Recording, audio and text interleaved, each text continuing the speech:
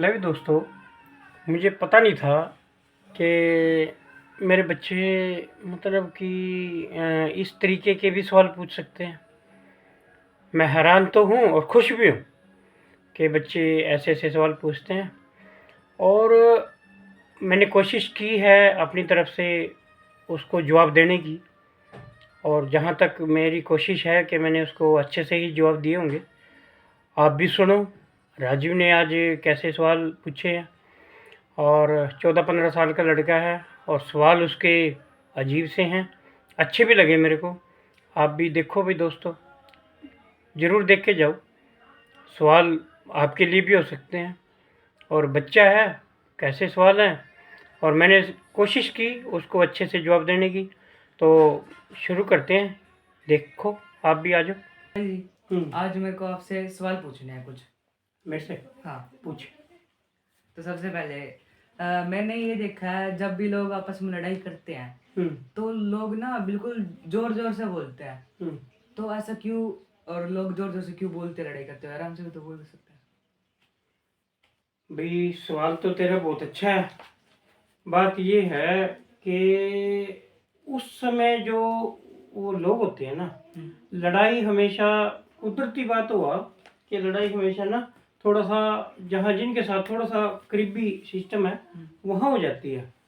तो क्या है कि जब प्यार की बात करते हैं उस टाइम तो बिल्कुल स्लो स्लो हेलो हाय ऐसे दूसरे ना भी नहीं सुनता, इतने प्यार से बोलते हैं। और जिस टाइम उनके बीच में लड़ाई हो जाती है, फिर वो जोर जोर से इसलिए चिल्लाते हैं कि शरीर तो पास होता है, मन से दूर हो जाते हैं। शरीर तो बिल्कुल पास पास में है, देख कितने पास पास खड़े होते हैं, वो चिल्लाते इतनी जोर जोर से हैं दोनों। वो भी चिल्ला रहा, वो भी चिल्ला रहा, गाड़म गाड़ा देवेंगे एक दूसरे को, है ना, गाड़ी गलौज करते हैं, चिल्लाते हैं बहुत जोर जोर से, क्योंकि मन दूर है उनका उस टाइम।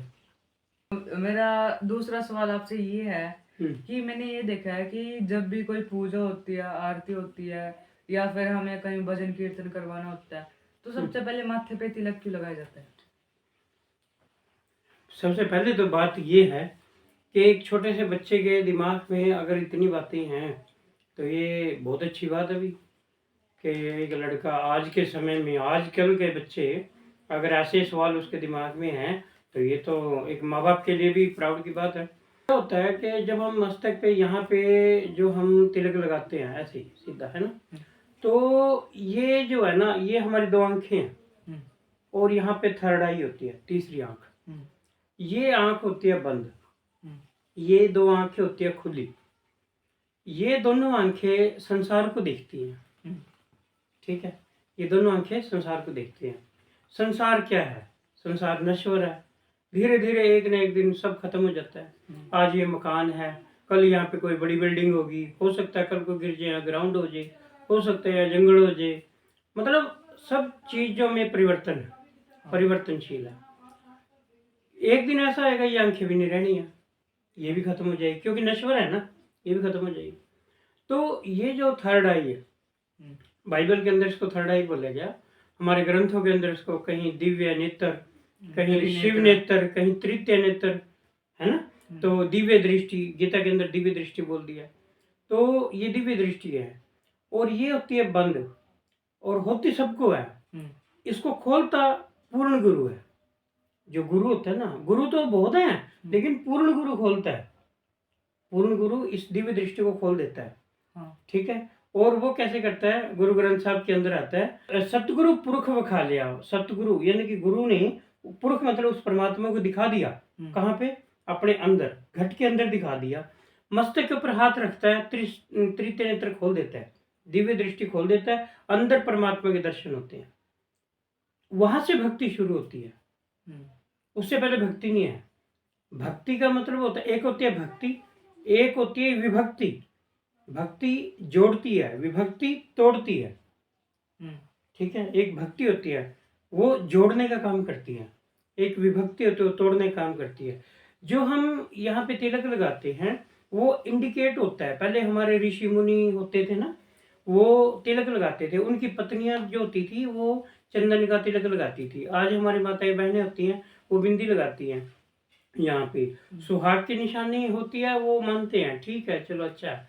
लेकिन असल जो इसका है वो ये होता है, वो पहले ब्रह्म ज्ञानी होती थी, हम्म, ऋषि मुनियों की जो पत्नी होती थी वो ब्रह्म ज्ञानी होती थी। वो वहाँ यहाँ पे तिलक लगाया करती थी, यहाँ पे, ठीक है, जहाँ पे हम बिंदी लगाते हैं, हमारी माताएं बहनें बिंदी लगाती है, और पंडित जो हम सब लोग होते हैं वो तिलक लगाते हैं, वो इसीलिए लगाते हैं, ठीक है ना, कि इंडिकेट करता है कि यहाँ पे दिव्य दृष्टि है। और वो जब खुलती है, तब जब पूर्ण गुरु जीवन में आता है तब वो खुलती है, और जब खुलती है तो भगवान कहाँ पे है। आजकल लोग क्या है कि मंदिरों में, मस्जिदों में, गुरुद्वारे में, जगह जगह जाते हैं, तीर्थ स्थानों पर जाते हैं, जाना चाहिए, अच्छी बात है, जहाँ भी जाए, जो भी जहाँ जिसकी श्रद्धा है जरूर जाना चाहिए। लेकिन भगवान कहाँ पे है? अपने अंदर है। तेरे पूजन को भगवान बना मन मंदिर आलीशान। मन का मंदिर मन के अंदर है वो, है ना, मंदिर मन के अंदर, ठीक है। इसलिए ये तिलक यहाँ पे लगाते हैं ताकि थोड़ा इंडिकेट हो, हमें ये पता लगे। अच्छा, अब मेरा एक और सवाल था आपसे। हम्म और वो सवाल मैंने ना कहीं से सोचा नहीं, कहीं देखा नहीं, मैंने ये सवाल अपने आप से हल्का सा दिमाग में आया। तो कल मैं जब बाहर गया था खेलने के लिए, तो मैंने देखा कि बहुत सारी औरतें जो है ना पीपल के पेड़ को पूज रही थी। और वैसे बहुत सारे लोग बोलते हैं पीपल के पेड़ पे भूत होते हैं, लेकिन फिर वो औरतें उसे क्यों पूज रही थी? भाई सबसे पहली बात तो यह है कि तेरे सवाल बहुत अच्छे अच्छे हैं, बहुत बढ़िया हैं, एक कमाल है। वैसे तो भाई ऐसे सवाल आप पूछ रहे हैं, तो देखो, पीपल का जो पेड़ होता है ना बेटा, पीपल का पेड़ एक ऐसा पेड़ है जो भगवान श्री कृष्ण जी ने भी कहा है कि मैं वृक्षों में मैं पीपल हूँ। मतलब अगर मुझे पूजना है ना वृक्षों के रूप में, तो मैं पीपल हूँ, उसको पूजो। तो इसका मतलब क्या है? पीपल एक ऐसा वृक्ष है जो 24 घंटे ऑक्सीजन देता है हमें, दिन और रात ऑक्सीजन देता है। ऑक्सीजन इंसान के लिए, सभी जीव जंतुओं के लिए जरूरी होती है, अच्छी होती है। तो क्या होता है कि जितने भी पेड़ पौधे हैं दिन में ऑक्सीजन देते हैं, रात को कार्बन डाइऑक्साइड गैस छोड़ते हैं, जो रात को नुकसानदायक होती है। एक इंसान के जीवन के लिए, उसके जीवन को सुचारू रूप से चलाने के लिए बढ़िया, हमारे ऋषि मुनि जो हुआ करते थे ना पहले, वो क्या बोलते थे कि पीपल के पेड़ पे कोई, कुछ लोग बोलते थे कि ब्रह्मा का है, कुछ लोग बोलते थे कि इसमें भूत रहते हैं। ना तो उसमें भूत रहते, और ब्रह्मा का तो इसका बहुत ही बड़ा उदाहरण दे दिया, क्योंकि वो पेड़ एक ऐसा पेड़ है जहाँ मतलब वो दिन और रात ऑक्सीजन देता है हमें। लेकिन कुछ स्वार्थी लोग उन पेड़ों को काटते थे, जंगलों को साफ करते थे, काटते थे, है ना। तो उनको पता था कि आने वाले समय में ये अपनी मतलब कि एक इच्छाएं बढ़ जाएगी इंसान की। उन इच्छाओं की पूर्ति के लिए ये जंगलों को काट रहे हैं, वृक्षों को काट रहे हैं। कम से कम कुछ पेड़ तो बचे। उन पेड़ों में इसका पीपल का नाम लिया गया, ताकि ऐसे ऐसे पेड़ बच जाएं जो हमारे धरती के लिए बहुत ही लाभदायक है, जरूरी है ना। एक सृष्टि की संरचना के लिए जरूरी है, इंसानों के लिए जरूरी है, जीव जंतु के लिए जरूरी है ना। इसलिए मतलब उन पेड़ों को बचाने की कोशिश की गई हमारे ऋषि मुनियों और संतों के द्वारा। वैसे नहीं है, कोई साधारण बात नहीं थी ये। वैसे तो लोग ऐसे हो गए थे कि काट ही रहे थे। अब इसके द्वारा भी, हाँ भी पीपल का पेड़ है, और ये तो मतलब कि ये इसलिए पूजा जाता था उनको। अब कोई भी चीज़ है, मान कोई भी चीज़ है जो हमारा फायदा कर रही है, वो पूजने के लायक तो हो ही जाती है ना। तो इसलिए ये जो पेड़ है पीपल का, इसलिए पूजा जाता है। ये दिन और रात ये ऑक्सीजन देता है जो हमारे सबके लिए अच्छी होती है। और भगवान श्री कृष्ण जी ने भी कहा है कि पेड़ के अंदर अगर वृक्षों में मैं पूजे जाऊं तो मैं पीपल हूँ, ठीक है ना। ये सब है।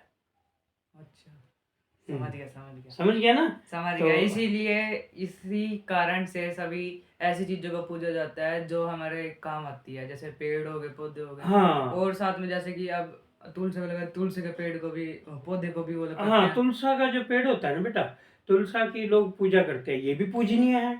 पूजा करनी चाहिए। अब क्यों? क्योंकि आयुर्वेदिक है ये हमारे तुलसा का अगर हम सेवन करते हैं, कई रूपों में करते हैं। तुलसा के पत्ते तोड़ते हैं, उसकी चाय में डाल देते हैं, उसकी और बहुत सारी दवाइयों में यूज होता है वो, है ना। तो क्या होता है, इसीलिए उसकी पूजा होती है उसकी, ठीक है ना। तो बाकी और कोई कारण नहीं होता है इसका।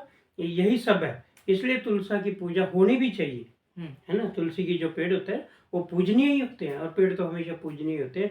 ठीक है, चलो बहुत बढ़िया भाई राजीव, बहुत आज तूने बहुत अच्छे अच्छे सवाल पूछे हैं। चलो अच्छा है। और गाइज में हमारे सवाल तो ख़त्म हो चुके हैं, और आपको कोई भी सवाल हो तो आप भी पूछ सकते हो।